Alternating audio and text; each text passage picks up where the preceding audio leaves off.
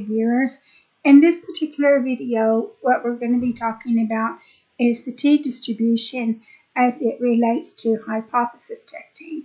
Now, a t-distribution is similar to a normal distribution, except that it has heavier tails than a normal distribution. But we're going to do a practice question with the t-distribution.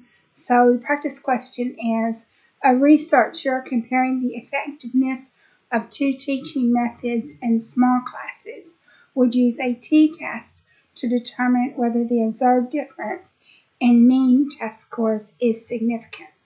So we're going to answer this question by writing a Python program. And then we're going to import 3 libraries in order to execute the program. So we're going to import NumPy SMP, which is the numeric program, numeric library. We're going to import scipy.stats as stats. Stats is the statistical module in SciPy, and SciPy is Python scientific library. And we're going to import matplotlib.pyplot as PLT, and that's the visualization library. So now we're going to define the data. So we're going to get the test scores for 2 small groups. These are small class sizes. So method A scores and method B scores. And then we're going to calculate the sample statistics.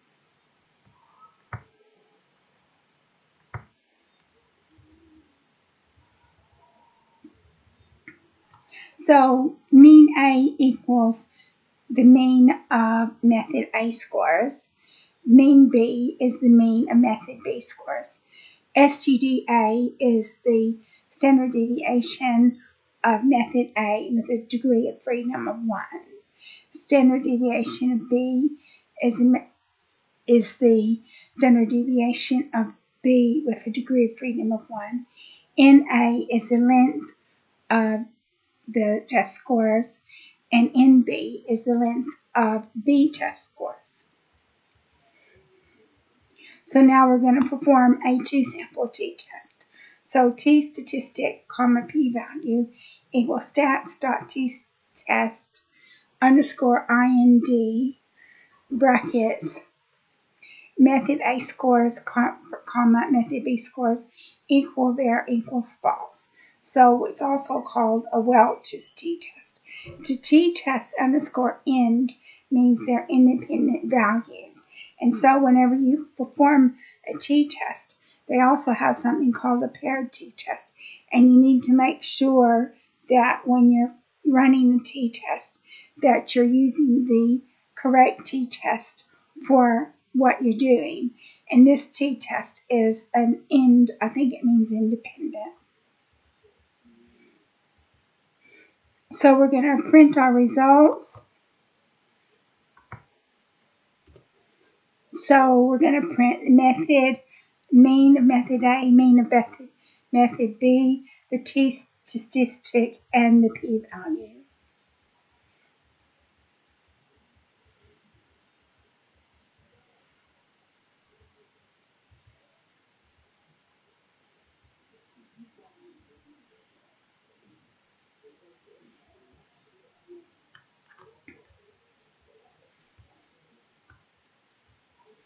So mean of method A is 82.5. Mean of method B is 76.5. Your t-statistic is 3.50, and your p-value is 0.028.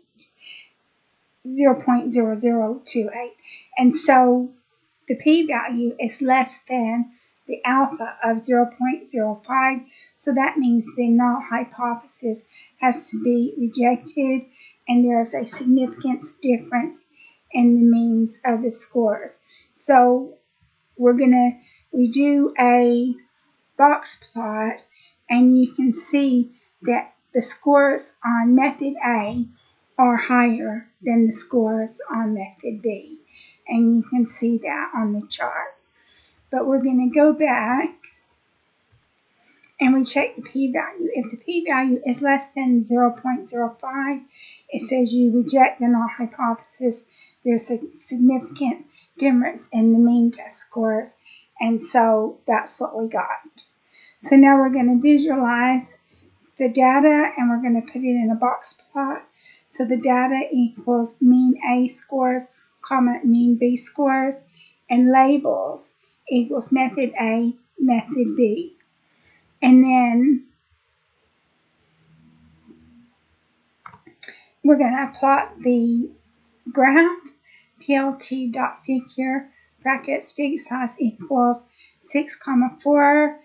PLT.boxplot brackets data, T labels equals labels, patch artist equals true, box props equals dict, face color equals light blue, color equals blue. So now we're going to add labels and a title to the chart. So the title is Comparison of Test Scores, Method A versus Method B. X label is Teaching Methods. Y label is Test Scores.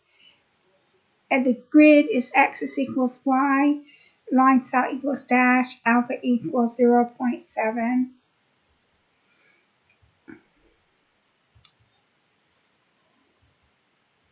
And here is the chart again.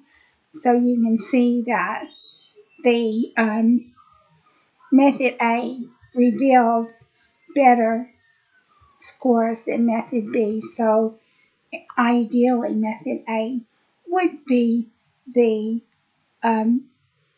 method that teachers would choose. Okay, so that concludes this video. The next video we're going to be talking about chi-square distribution, and I hope you decide to watch it.